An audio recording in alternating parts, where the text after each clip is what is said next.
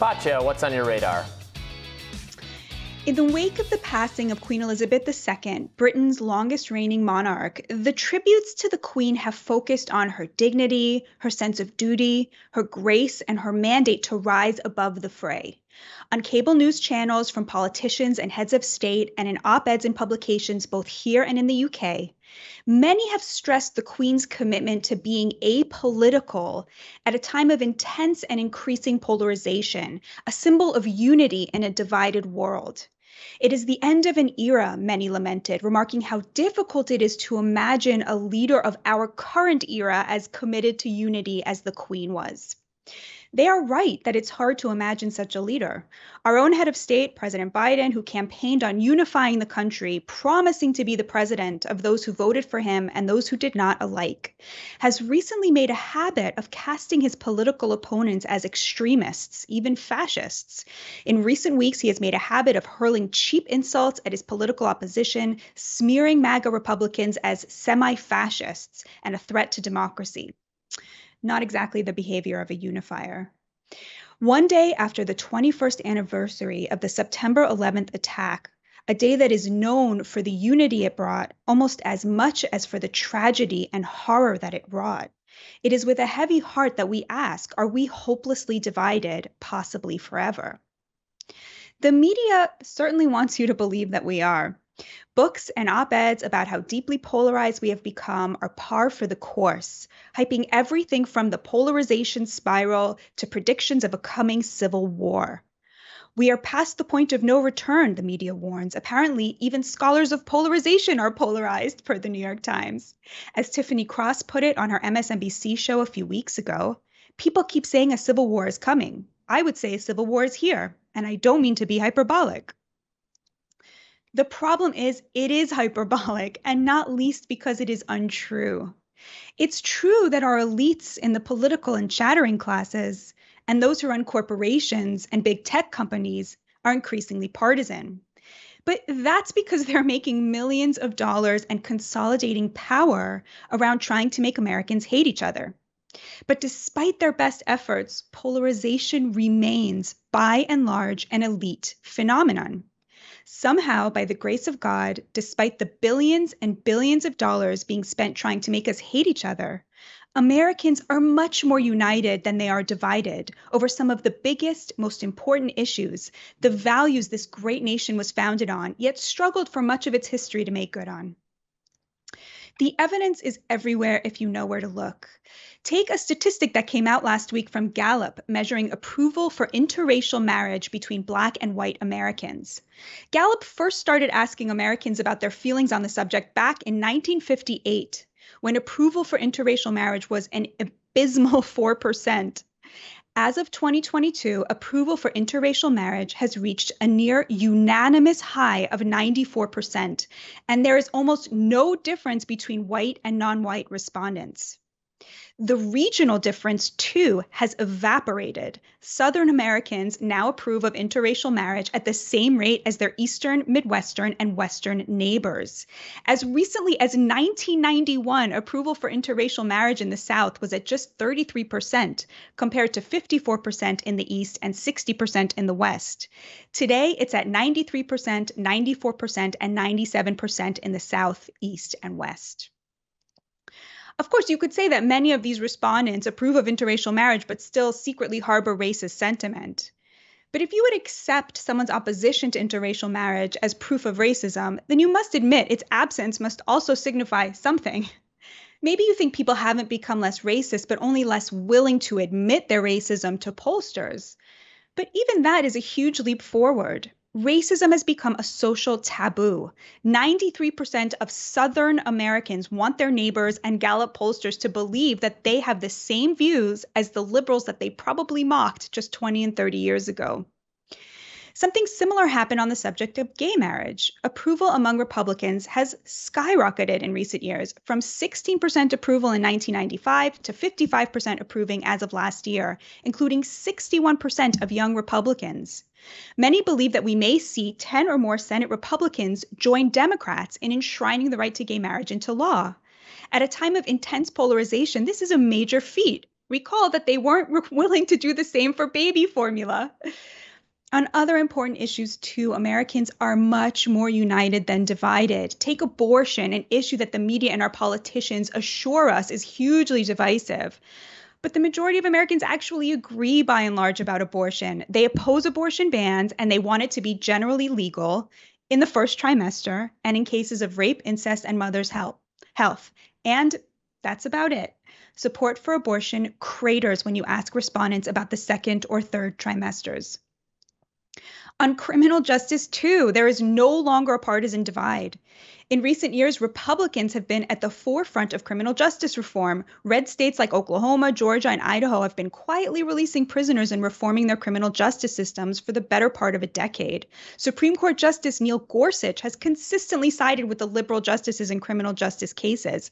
And President Trump's memory hold First Step Act released 5,000 Black men from prison. It's not been memory hold for them. Even when it comes to police brutality, Republicans have been newly vocal. In the wake of George Floyd's horrific murder in 2020, South Carolina Senator Lindsey Graham announced that he was seeking proposals to improve policing and combat racial discrimination regarding the use of force. Soon after, Senator Tim Scott, the only Black Republican senator, introduced a police reform bill that was later killed by Democrats. Scott and Graham were joined by none other than then Republican Senate Majority Leader Mitch McConnell, who told reporters in the wake of Floyd's murder, "We are still wrestling with America's original sin. It is perfectly clear we are a long way from the finish line." And at a luncheon for Republican senators, Tom Cotton of Arkansas stood up and said, "Young Black men have a very different experience with law enforcement in this nation than white people, and that's their impression and experience, and we need to be sensitive to that and do all we can to change it." Well said. You might say, well, progressive prosecutors and bail reform efforts are divisive, but they aren't. They are wildly unpopular, just like Republican efforts to ban abortion in all cases. Democrat and Republican Americans alike oppose these measures, especially now amid a crime wave. Our elites want us to believe that these issues divide Americans, but they don't. They divide the elites of both sides while uniting a majority of Americans. I talk to working class Americans every week across the country who work side by side with folks who disagree with them on politics. They tell me the same thing over and over. We don't have the luxury of hating our coworkers who vote for the other party. We rely on them too much. It just doesn't matter as much as having a good working relationship. Now, the Pew Research Center recently released a study that they claimed showed signs of partisan hostility growing. Quote, "Growing shares of both Republicans and Democrats say members of the other party are more immoral, dishonest, and close-minded than other Americans," the study claimed to find. But the questions they asked respondents weren't about the members of the other party as much as they were about the parties themselves or their politicians. Quote, "Do you have a favorable or unfavorable opinion of the Republican Party or the Democratic Party? How well do each of the following phrases describe the Republican or Democratic Party? Compared to other Americans, would you say Republicans are, with a list of attributes, which comes closer to your view of candidates for political office? How much do you like or dislike Republican or Democratic political leaders who X, Y, or Z?" People aren't turning on their fellow Americans so much as they are on political parties and leaders. It's somewhat wishful thinking on the part of those in power to call this negative partisanship.